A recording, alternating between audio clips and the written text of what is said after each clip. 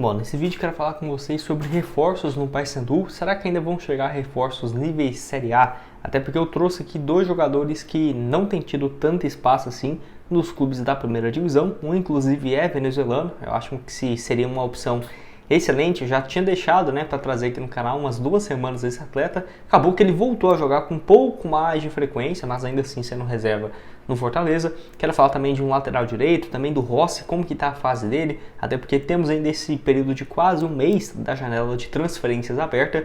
E já tinha algumas matérias lá em abril, falando que quando chegasse no meio do ano, o Paysandu poderia buscar alguns jogadores níveis Série A. Será que chegou, por exemplo, algum no atual elenco que poderíamos colocar nesse estágio assim? Vamos comentar aqui com vocês e trazer um pouco mais de detalhes. Só antes de começarmos, aproveite aqui para deixar seu like, também se inscrever em nosso canal. Me chamo Gustavo, esse aqui é o canal Black Cartel Foot. Conto com sua ajuda, torcedor do Paysandu, para chegarmos aqui em 60 mil inscritos, que é o nosso objetivo daqui nessa semana. Tá faltando pouquíssimos, um pouco menos de 70 inscritos aqui no canal para chegarmos a esse objetivo.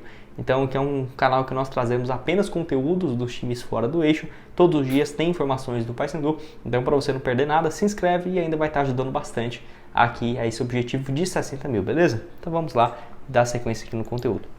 Bom, então, estou aqui já mostrando o elenco do Paysandu nessa temporada pelo site O Gol, que dá para ver as chegadas dos jogadores. E até essa matéria aqui do Paysandu, do Globo Esporte, está aqui, ó. Dos 7 contratados pelo Paysandu para a Série B, apenas um vem atuando com regularidade, Matéria aqui no dia 4 de julho, ou seja, ainda um mês, falando sobre a primeira janela de transferências. Então dá para ver claramente que os primeiros reforços que chegaram vamos colocar assim, não agradaram, nesse ponto de vista de frequência. Chegaram alguns jogadores, obviamente, de nível de Série A. Poderia destacar aqui, olha, sinceramente, acho que apenas o Casares, que seria um jogador que na Série A conseguiria jogar. A chegada de alguns estrangeiros, o Casares, por exemplo, até aqui já tem um total, 5 jogos e 3 assistências, tem chamado a atenção, até porque o Hélio dos Anjos viu um potencial bacana nele. E o Benjamin, que estava aí por último na equipe do São Luís, do Rio Grande do Sul, uma partida, a sua estreia foi inclusive nesse duelo contra o Vila Nova, 29 minutos. Mas longe de ter, por exemplo, reforços de Série A. Até porque nessa matéria aqui, lá do Portal DOL, falava aí, no dia 29 de maio, tá aqui, ó. Wesley Garcia, renova até o final do ano e Paysandu busca 5 reforços de Série A, que claramente não foi o que aconteceu. Nem acho que tem um time terrível e tudo mais, mas ainda vejo umas carências bem grandes no elenco, ainda mais para esse setor de ponta direita, um atleta pelas beiradas, que eu vou comentar aqui com vocês ainda nesse vídeo. Então vamos comentar aqui sobre algumas situações. Primeiro, quem que é esse atleta que na minha opinião poderia ser uma boa?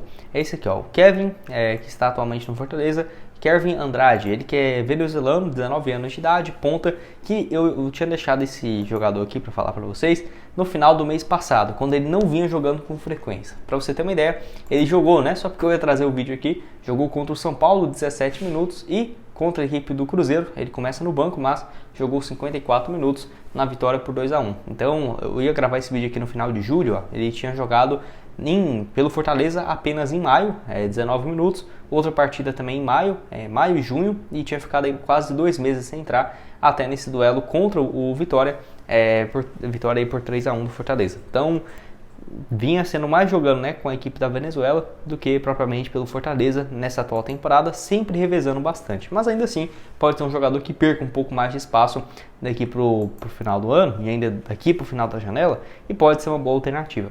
24 jogos no ano, 7 gols e 4 assistências. Lembrando que ele começa o ano jogando a Copa São Paulo, 5 jogos, 3 gols. Jogou também a Copa do Nordeste com 4 partidas. E na Série A tem apenas 4 jogos e 1 gol, assim também como na Sul-Americana. 3 partidas e 1 gol marcado. Chegou no ano passado, passou pelo time B do Fortaleza, o time de base, vindo dessa equipe aqui, Deportivo Guaíra, acho que é isso, clube lá da Venezuela, e sempre tinha demonstrado um grande potencial. Não é à toa que foi comprado por um valor próximo de 3 milhões e meio de reais. Já havia disputado alguns outros torneios com a equipe da Venezuela pela categoria de base. Jogou inclusive o torneio de Tolum no ano passado, e na Copa América desse ano uma partida e uma assistência nesse duelo contra a equipe da Jamaica. Então assim, eu acho que poderia ser uma baita opção para o Paysandu. É claro, para o Fortaleza tem que analisar o seguinte: você pagou 3 milhões e meio de reais, será que o atleta gostaria de jogar a Série B? Mas se ele, por outro lado, vai para um clube, o Paysandu tem uma arrancada e é um jogador que marca muitos gols, pode até mesmo ser uma boa experiência, né, para o atleta e voltar para o ano que vem. Muito mais um empréstimo do que qualquer outra coisa. Tá aqui o mapa de movimentação dele, podendo jogar de ponta direita, ponta esquerda. Não sei se o Wesley Garcia e ele se conhecem, né? Dependendo, poderia, que aí facilitaria, vamos colocar assim, essa adaptação, né? Até porque já tem um venezuelano no elenco. E tá aqui a nota média dele, só jogou contra a Jamaica e Venezuela. Nota média de 7.30. Tá aqui também o desempenho dele na Sul-Americana, onde marcou um gol contra o Boca Juniors, né? Teve uma boa atuação também. Pode deixar sua opinião aqui embaixo nos comentários. O que você tem a dizer? Acha interessante? Não acha? Jogador que está avaliado em 10 milhões, mas igual eu falei, seria muito mais pelo empréstimo. Estou curioso para ver o que você tem a dizer. Antes disso, eu tenho um destaque aqui para vocês da Esportiva, que eu já separei aqui os próximos jogos da Série A. Vitória aqui do Paysandu contra o Santos, né? Jogo bem complicado. Não é à toa que está com essa boa cotação, pagando 3,10 a cada real apostado. Já vou finalizar aqui minha aposta, ó, R$10 para voltar 31. Já finalizei aqui, tá feita.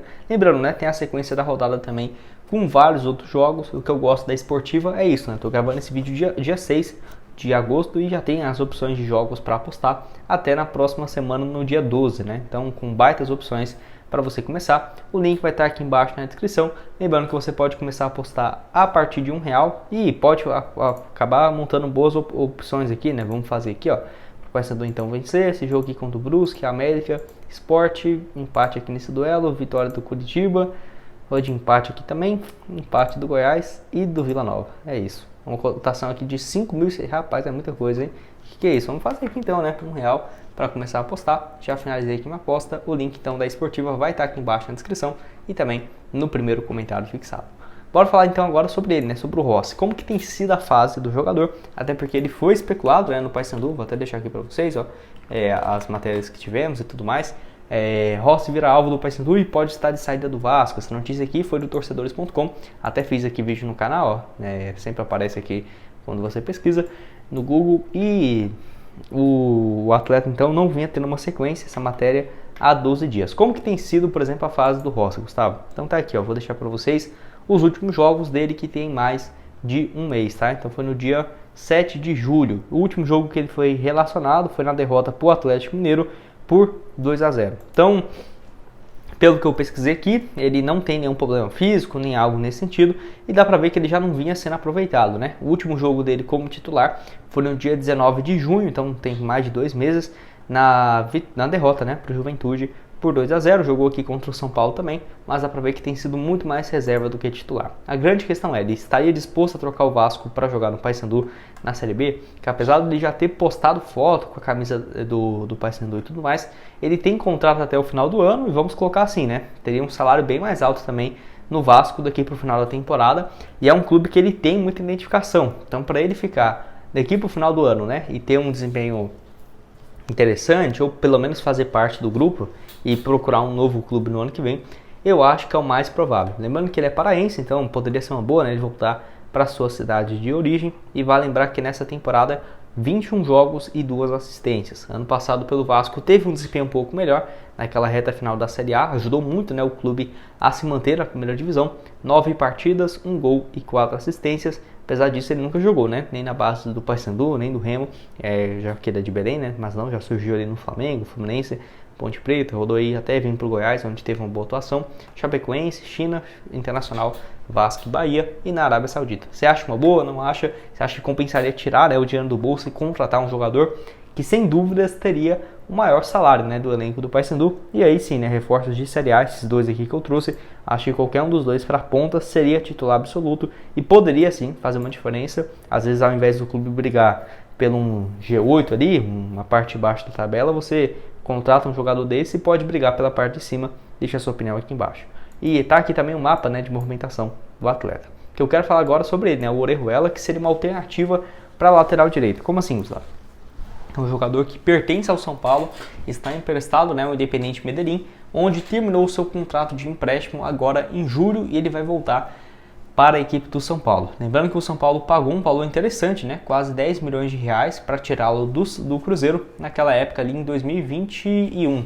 Então, pelo Cruzeiro ele foi comprado por 5 milhões, foi bem naquela Série A, 35 jogos, 2 gols. Eu torço pro Cruzeiro, né? Então acompanhei de perto o Orejuela. Aí 2020, como o Cruzeiro caiu para a Série B, ele custava muito e o Cruzeiro não achou nenhum interessado para comprá-lo por um valor interessante, emprestou ele pro Grêmio na Série A. E ele foi bem, 31 partidas, 1 gol, apesar de uma lesão. E aí o São Paulo pagou esses 10 milhões. Mas pelo São Paulo, em 2021, só 15 partidas e 1 gol, foi emprestado novamente pro Grêmio e não foi bem. Passou a reta final de 2022 no Atlético Paranaense, lá sim, até que teve um desempenho bom, 19 jogos, 1 gol e uma assistência, mas o São Paulo vinha cobrando uma compensação financeira para o Atlético ficar em definitivo. Não aconteceu, voltou para o São Paulo, ficou mais alguns meses, foi emprestado para o Ceará, mas pelo visto ele nem jogou, né, pelo Ceará, até ir para o Independiente Medellín, que é um clube também da Colômbia, né, onde ele ficou emprestado basicamente por um ano. Ele vinha jogando como titular. As últimas partidas entre abril e maio, vou deixando aqui para vocês, ó, dá para ver que tanto pela Sul-Americana quanto pela Liga Colombiana, ele vinha jogando com frequência. Então foram aí 41 jogos, 1 gol marcado pelo Independiente Medellín, vinha jogando até que com uma frequência legal. A questão principal aqui no Brasil ele está bem queimado, né? Os times não estão tendo tanto interesse assim, e olha que é uma posição muito carente para vários times do Brasil, né? Que é de lateral direito.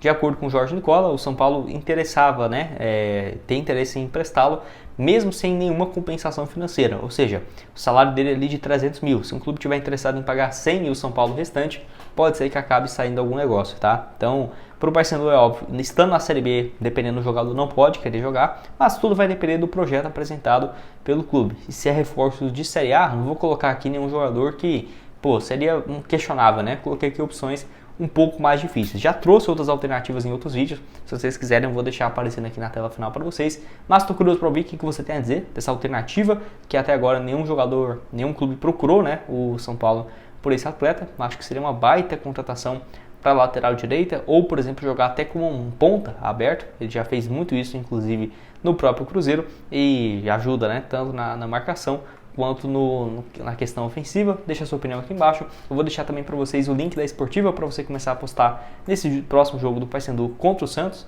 e outras sugestões de conteúdos que eu já trouxe do Paysandu estão aparecendo aqui na tela.